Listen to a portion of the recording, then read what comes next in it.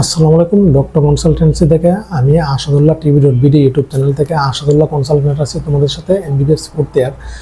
আজকে তোমাদের সাথে খুবই গুরুত্বপূর্ণ একটা বিষয় নিয়ে আলোচনা করব। মেডিকেল অ্যাডমিশনে যে টাকা দিয়ে যে একটা ফেল করা ছাত্রীকে কীভাবে ট্রান্সফার দেওয়া হয়েছে 25 থেকে 30 লক্ষ টাকার বিনিময়ে, এই বিষয়টা কি আদৌ কি সত্য নাকি মিথ্যা, এই বিষয়টা সম্পর্কে আজকে আমি বিস্তারিত তোমাদের সাথে আলোচনা করব।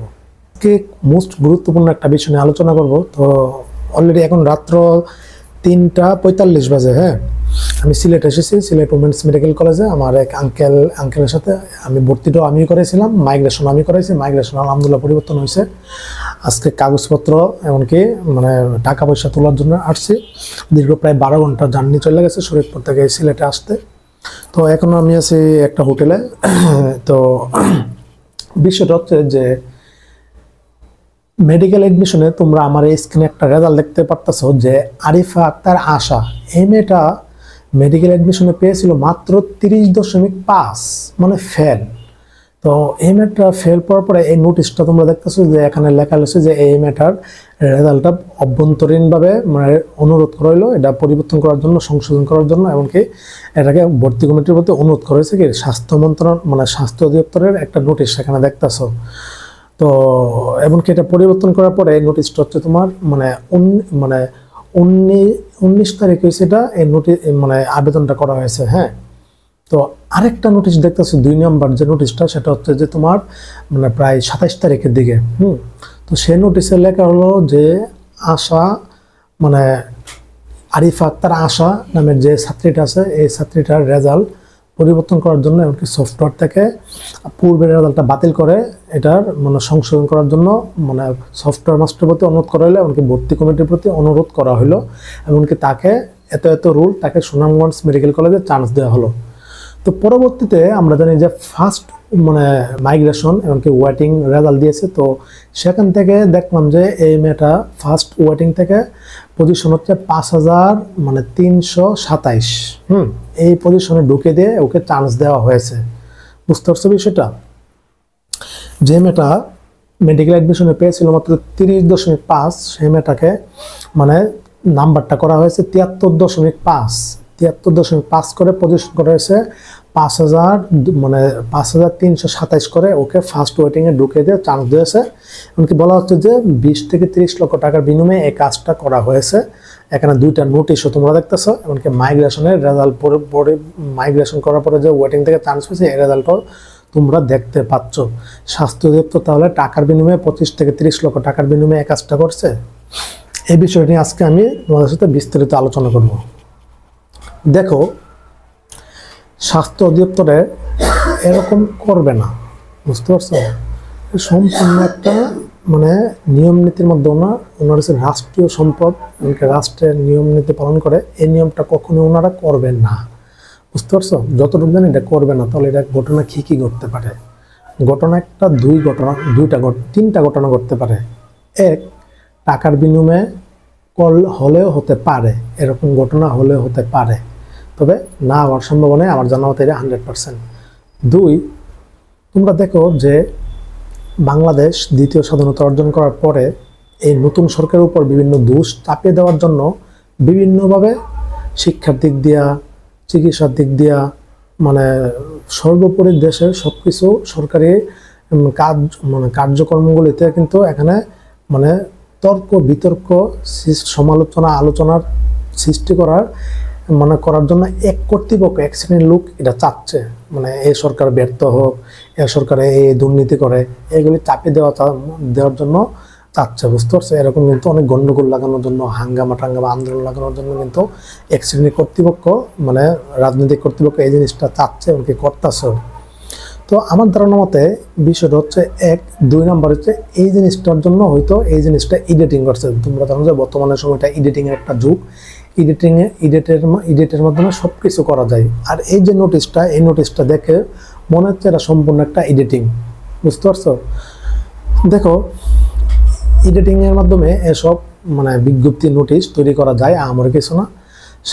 এই নোটিশটা স্বাস্থ্য অধিদপ্তরের না, অথবা এই যে রেজাল্টের 2টা আবেদনপত্র দেখতেছো কিভাবে। দেখো, স্বাস্থ্য অধিদপ্তরের ফন্ট কিন্তু এভাবে লেখা হয় না, যে লেখার যে স্টাইলটা ফন্টটা এভাবে লেখাল থাকে না, বুঝতে পারছো। এখানে হয়তো তাছাড়া এখানে ওদের যে সাইন স্বাক্ষরগুলি আছে না রিমুভ, এগুলি কিন্তু ব্লার করে দেওয়া, রিমুভ করে দেওয়া।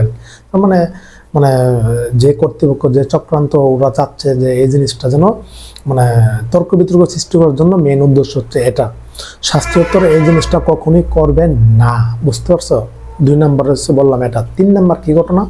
3 নম্বর হচ্ছে ধরো এই যে মেয়েটা এর পরিবারের উপর দোষ চাপিয়ে দেওয়ার জন্য অথবা মেয়েকে অপমান করার জন্য, হেনস্থ করার জন্য হয়তো ওর যে শত্রুমত্র আছে পরিবারের, ওনারা হয়তো এই ডকুমেন্টটা কম্পিউটার কম্পোজ করে অনলাইনে ছড়িয়ে দিয়েছে যে না এই মেয়েটা ফেল রেজাল্ট ছিল, 30 পেয়েছিল, ফেল করছিল, এটাকে পরবর্তীতে 73.5 করে মানে সরকারি মেডিকেল কলেজে ঢুকিয়ে দেওয়া হয়েছে 30 থেকে 25 থেকে 30 লক্ষ টাকার বিনিময়ে। এটা একটা তর্ক বিতর্ক সৃষ্টি করার জন্য ওনারা যা শত্রুমত্র আছে ওনারা হয়তো এই জিনিসটা করেছে।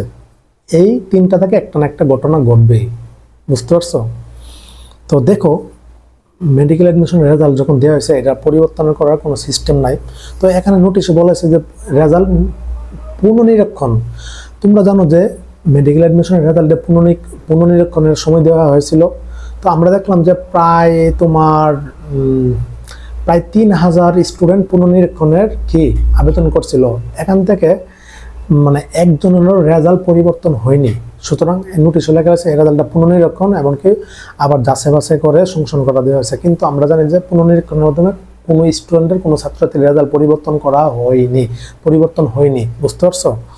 সুতরাং এটা দ্বারা প্রমাণিত হচ্ছে যে এটা মিথ্যা, মানে এই ম্যাটার এটা সম্পূর্ণ একটা এডিটিং, এমনকি চক্রান্ত একটা কর্তৃপক্ষের কাজ।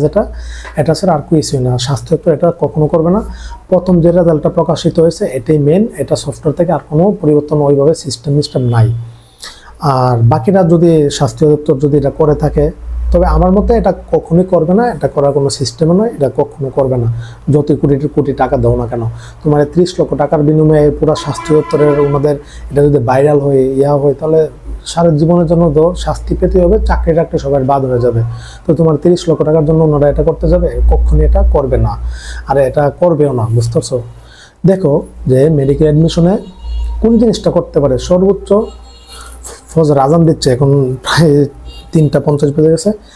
আমি এটার পাশে কিন্তু 2 মিনিট সময় লাগে সিলেট শাহজালাল মাজারটা। এতক্ষণে এখানে মনে সম্ভবত আজকে অনুষ্ঠান ছিল, মাহফিল ছিল, কিছুক্ষণ আগে বয়ান শেষ করলো।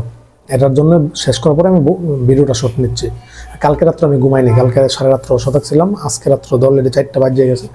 দেখো যে কোন জিনিসটা করতে পারেছে প্রশ্ন পাস, মানে প্রশ্নটা তোমার মানে মেডিকেল অ্যাডমিশনের প্রশ্ন পাস করতে পারে, কিন্তু রেজাল্ট এভাবে পরিবর্তন করতে পারবে না, বুঝতে পারবে। সম্পূর্ণ সফটওয়্যার এগুলি সেট আপ হয়ে যায়। তো বিষয়টা হচ্ছে যে কর্তৃপক্ষ এটা করছে ওদের কাছে আমার প্রশ্ন, এই মেয়েটার পজিশন যেহেতু তোমার 5327, তো যেহেতু এডিটিং করে এটা করাইছে, তাহলে মেডিকেল অ্যাডমিশনের রেজাল্ট যখন দিয়েছিল তখন নিশ্চিত এগুলি সিরিয়াল আছে। তাহলে 5327 সর্বপ্রথম যে রেজাল্টটা প্রকাশিত ওইটা কোন স্টুডেন্টের ছিল? তাহলে এটা আপনারা এই নোটিশ হতে এটা প্রমাণ করে দেখান, তাহলে আমি বিশ্বাস করবো যে এটা না টাকা মাকা দিয়ে একে ঢুকানো দেওয়া হয়েছে। ওর এর আগে পর্যন্ত রেজাল্টটা প্রকাশ হয়ে গেছে 20 জানুয়ারি। আর এই যে রেজাল্টটা, এই মেয়ের রেজাল্টটা নোটিশে লেখা হচ্ছে যে এটা প্রকাশিত হয়েছে মানে 19 তারিখে আবেদন করছে, 19 ফেব্রুয়ারি আবেদন করছে, 27 ফেব্রুয়ারি রেজাল্টটা পরিবর্তন হয়েছে, বিষয় এরকম বোঝাচ্ছে। রেজাল্ট তো দিয়ে দিচ্ছে জানুয়ারি 20 তারিখে, ওই সময় 5327তম কেউ ছিল, তাহলে ওই স্টুডেন্টটাকে। সুতরাং এটা একটা সম্পূর্ণ ভুয়া একটা মানে বিজ্ঞপ্তি তর্ক বিতর্ক সৃষ্টি করার জন্য কোনো না কোনো কর্তৃপক্ষ এই জিনিসটা করছে, বুঝতে পারছো। দেখো মেডিকেল অ্যাডমিশন এমন একটা জিনিস, এমন একটা সেন্সিটিভ, বাপকেও ছাড়ে না। 2015 সালে প্রশ্ন পাশ করে যারা পরীক্ষা দিয়েছিল প্রায় 80 জনের মতো, 2015 সাল, 12 সাল, 2008 সাল, মানে এরকম প্রায় 15-20 বছর আগে অথবা 10-12 বছর আগে যারা পরীক্ষা ছিল, 2024 সালের একটা প্রতিবেদন তৈরি হয়েছিল টেলিভিশনে। তো ওইখান থেকে কিন্তু যারা প্রশ্ন পাস করে, প্রশ্ন টাকা দিয়ে কিনে পরীক্ষা দিয়েছিল, চান্স পেয়েছিল, ডাক্তার হয়ে গেছে, চেম্বারও দিচ্ছে, এমনকি কেরিয়ার গঠন করে ফেলছে, ওদের কিন্তু ধরা হয়েছে যারা প্রশ্ন পাস করে পরীক্ষা দিয়েছিল। সুতরাং বাপকেও ছাড়ে না। মেডিকেল অ্যাডমিশন খুবই কঠিন, খুবই কঠোর, মানে এই জিনিসটা সেই 10-15 বছর আগে প্রশ্ন পাস করে পরীক্ষা দিয়েছিল, ওদেরকে কিন্তু 80 জনকে কিন্তু ধরা হয়েছিল, এমনকি ওদের বিএমডিসির লাইসেন্সও যতটুকু জানি বাতিল করে দেওয়া হয়েছিল, বুঝতে পারছো।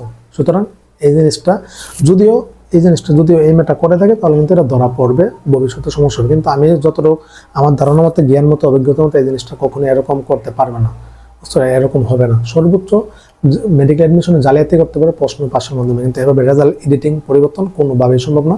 সুতরাং এটা আমার রাষ্ট্রের মধ্যে একটা তর্ক বিতর্ক, রাজনৈতিক কর্তৃপক্ষ যারা আছে, পক্ষ বিপক্ষ, ওনারা এই জিনিসটা বর্তমান সরকারের উপর দোষ চাপিয়ে দেওয়ার জন্য, এমনকি বর্তমান সরকারকে ব্যর্থ করার জন্য এই জিনিসটা মানে তর্কের সৃষ্টি, সমালোচনা, আলোচনা করার জন্য এটা তৈরি করেছে, বুঝতে পারছো? সুতরাং এটা কোনো তোমরা কোনো মানে যাই যে ইয়া করবা না, বুঝছো? এটা নিয়ে আর আমি করার দরকার নেই।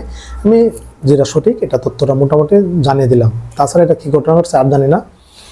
আর এই তিনটা ইস্যু থেকে কোনো না কোনো একটা হবেই। তবে রিয়েল বুকে আমি আমার ধারণাতে রিয়েল বুকে চান্স আছে এগুলি এডিটিং মিটিং করে তর্কমর্ক করার জন্য তৈরি করছে। তো এই ছিল, কালকে একটু ব্যস্ত থাকবো, ট্যুরে থাকবো। কাজটা সম্পূর্ণ শেষ করার পরে মাইগ্রেশনের কাগজপত্র টাকা পয়সা, তারপরে বিছনাকান্দি সিলেট যে ট্যুরগুলি আছে এগুলো দিব। অ্যাডমিশন করার আগেও বিভিন্ন জাফলং, মাজার, পাহাড়, চা বাগান সব কিছু ঘুরেছি। তো সবাই ভালো থাকো, সুস্থ থাকো, সবার জন্য অনেক অনেক শুভকামনা রইল। আসসালামু আলাইকুম ওয়া রাহমাতুল্লাহি ওয়া বারাকাতুহু।